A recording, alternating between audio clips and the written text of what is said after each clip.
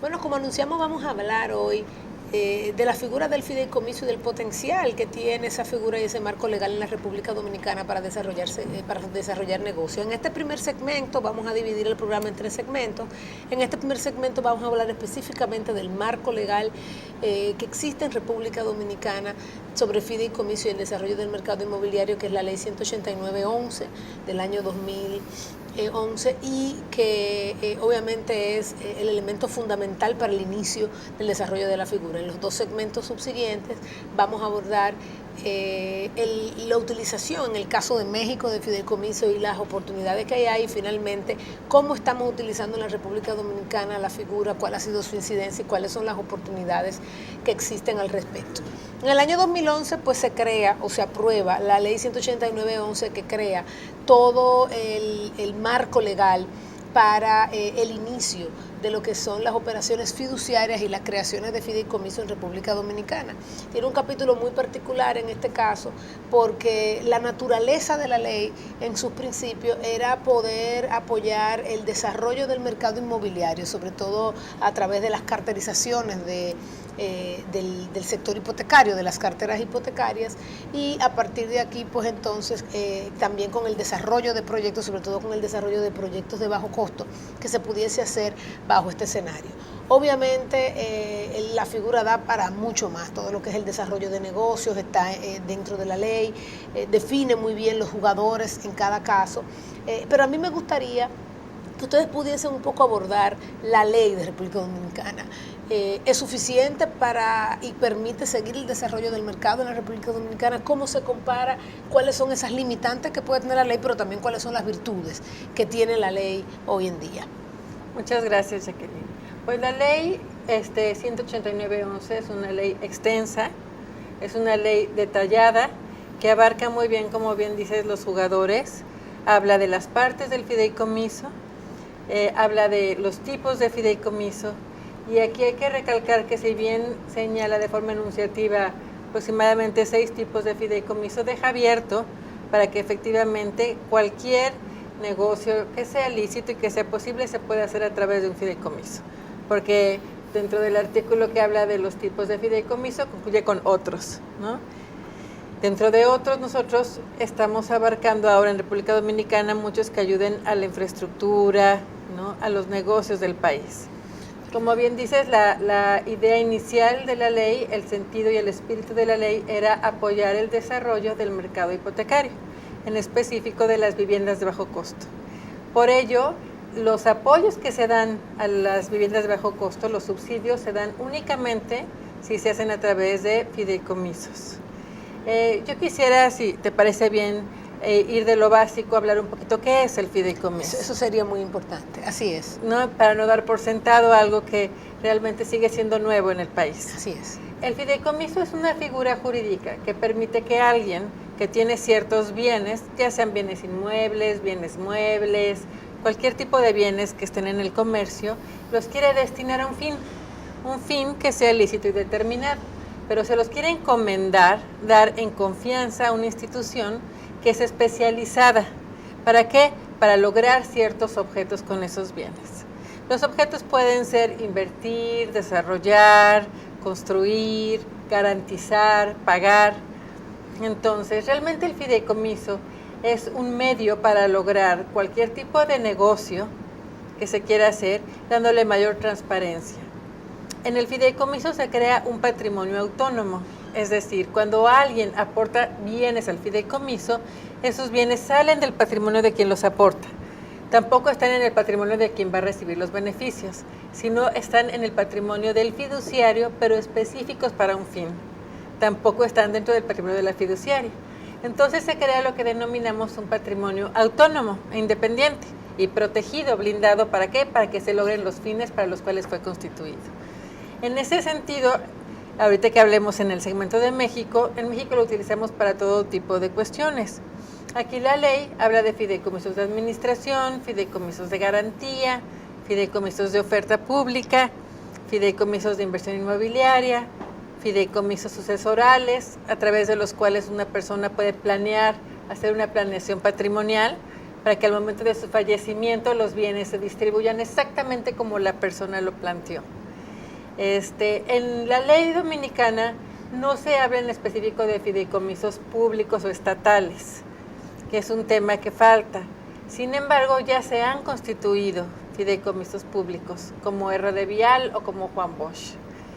Entonces, considero que la ley es vasta, es suficiente, tiene algunas cuestiones sujetas a interpretación. El reglamento abunda en la ley, aporta algunas cosas interesantes como la posibilidad de contar con un grupo de apoyo, un comité técnico que llamamos en México, para ayudar al fiduciario en la toma de decisiones, que sería como un consejo de administración. Pero realmente la ley es más que suficiente para tener un buen marco regulatorio.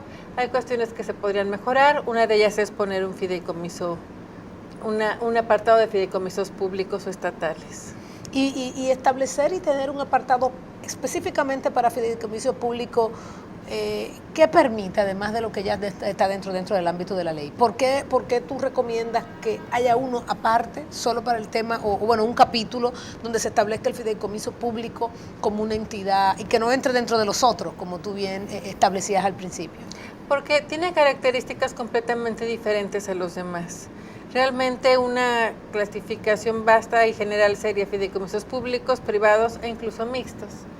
En México, por ejemplo, los fideicomisos públicos son aquellos que tienen son parecidos a una entidad paraestatal. Son como un órgano. Perfecto. Entonces, todo este tipo de cuestiones, cómo se van a registrar, si constituyen deuda pública o no, que eso es algo muy importante. Eso es muy importante, esa definición. Y ahorita en el segmento de México lo vamos a tratar, ver, digamos, cómo hoy efectivamente en México, que es un país donde esa figura se utiliza de manera tan intensa. Y de hecho, y me gustaría ahí que Michelle tú nos hablaras un poquito, de hecho, hoy en República Dominicana tenemos los fideicomisos, pero además tenemos los fondos de inversión, que no son otra cosa que la utilización de la figura del fideicomiso para fines particulares de mecanismos de inversión en el mercado de valores y todo ese tipo de cosas. Y me gustaría que tú ahí, desde el punto de vista de la ley, nos dijera, bueno, ¿por qué en México no existe esta figura? Sin embargo, en República Dominicana sí, ¿y cuál es la diferencia y por qué existe esta diferenciación?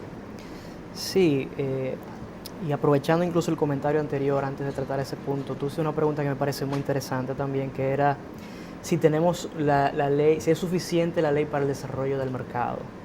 Y yo creo que hay una regulación rigurosa, hay una regulación extensa sobre el fideicomiso, hay una regulación muy detallada en cuanto a las obligaciones, a las prohibiciones que tiene el fiduciario, en cuanto a quién puede ser una fiduciaria. Y eso es un punto seminal, porque ahí es que, digamos, en torno a la figura del fiduciario gira el fideicomiso. Si bien, por ejemplo, nosotros los abogados, antes de que existiera una ley de fideicomiso, elucubrábamos sobre su posibilidad de crear fideicomisos aún sin una ley, esto resultaba muy difícil si no existían, digamos, esas infraestructuras, tal como el fiduciario, que permitan que se gestione adecuadamente un patrimonio autónomo. Entonces yo creo que por ese lado la ley es muy robusta. También, sin embargo, uno puede considerar otros retos regulatorios que tenemos. Por ejemplo, las fiduciarias tenemos 3 reguladores. Uno de ellos es la DGI, que evidentemente desde el punto de vista institucional, sus capacidades son más bien recaudatorias. Para eso fue creado. En otros países como en México y en otros países de la región como en Colombia, existe un regulador único con un departamento especializado en fiduciarias. Actualmente en República Dominicana se está debatiendo un anteproyecto de ley donde la supervisión de la fiduciaria pase a cargo de la Superintendencia de Bancos. Y aún ahí hay que hacer la salvedad de que el negocio fiduciario no es el de la intermediación financiera, porque como ya bien explicaba Magali, el fideicomiso es un vehículo finalmente que se adapta al negocio y al apetito de riesgo de los inversionistas y de nuestros clientes como fiduciarios. Es decir, nosotros no asumimos más riesgo que el que nuestro cliente quiere. Y con la creación de un comité técnico, que es, digamos, el gobierno corporativo del fideicomiso, controlado por los propios inversionistas y clientes, evidentemente que los problemas de agente principal son muy mínimos. Sí es. De manera que yo diría que eso es un punto importante a observar para permitir un negocio mucho más fluido, sin trabas, digamos, regulatorias importantes.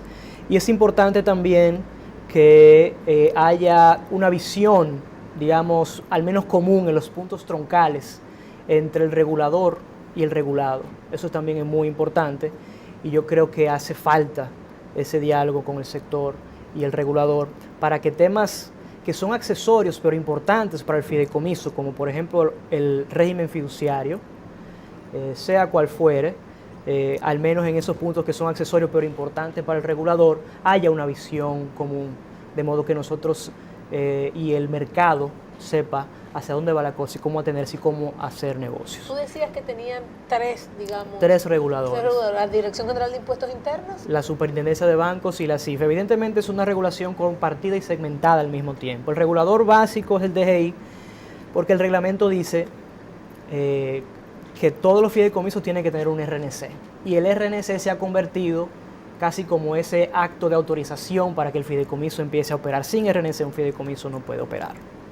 Entonces, de todos los fideicomisos, sean bancarios o no, tiene que tener un RNC. Y finalmente, todas las fiduciarias tenemos que acudir a DGI. Ahora bien, si yo como fiduciaria garantizo un proyecto y emito un certificado de garantía o he emitido certificados de garantía en base a un fideicomiso, lo cual está ya reconocido por la Superintendencia de Bancos, en esa misma medida ya yo soy un ente regulado por la Superintendencia de Bancos y al mismo tiempo, si yo voy a emitir entonces el mercado de títulos, entonces evidentemente que tengo ya tres reguladores bastante intensos, digamos, lo cual es bueno en la medida en que eso da confianza, garantía, transparencia, pero al mismo tiempo es siempre importante balancearlo con la fluidez que tiene que tener el negocio para que se hagan los mismos. ¿Quién aprueba aquí la fiduciaria? O sea, bajo este esquema lo que tenemos es claramente una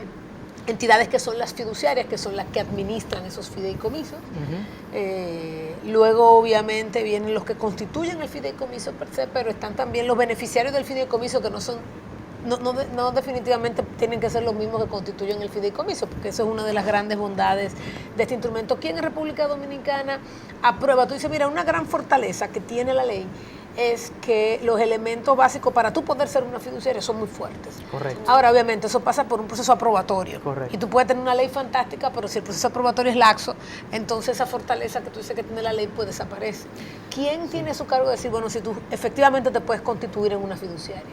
Pues digamos que existen tres tipos de sociedades que pueden ser fiduciarias. Número uno, sociedades de objeto exclusivo, como por ejemplo nosotros, que tiene un capital mínimo para poder operar, que tiene que también demostrar a DGI que tiene alta gerencia con capacidad técnica para poder llevar a cabo ese tipo de actividad económica. Pero también los bancos, por ejemplo, pueden optar por una licencia que les permita actuar como agentes fiduciarios también, y esta aprobación, esta autorización se las da la Superintendencia de Bancos. Igualmente, los puestos de bolsa y otros agentes intermediarios del mercado pueden hacer lo mismo, solicitar una licencia ante su regulador.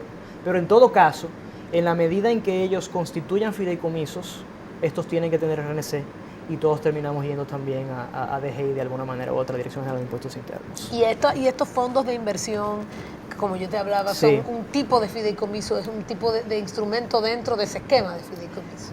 Lo interesante es que nosotros tenemos, digamos, dos figuras jurídicamente reconocidas con características similares, que están los fondos de inversión, que son también patrimonios autónomos y tienen un poco características distintas, porque los fondos de inversión, por ejemplo, en la medida en que sean abiertos o cerrados, pueden únicamente invertir, por ejemplo, en los títulos en los que los reglamentos y las normas generales de la CIF les autoricen, pueden invertir únicamente en los bienes inmuebles y de acuerdo a las condiciones que la Superintendencia de Bancos, de Valores autorice, pero en el caso de, pueden captar fondos y luego pueden buscar esos activos, por ejemplo, en los cuales invertir.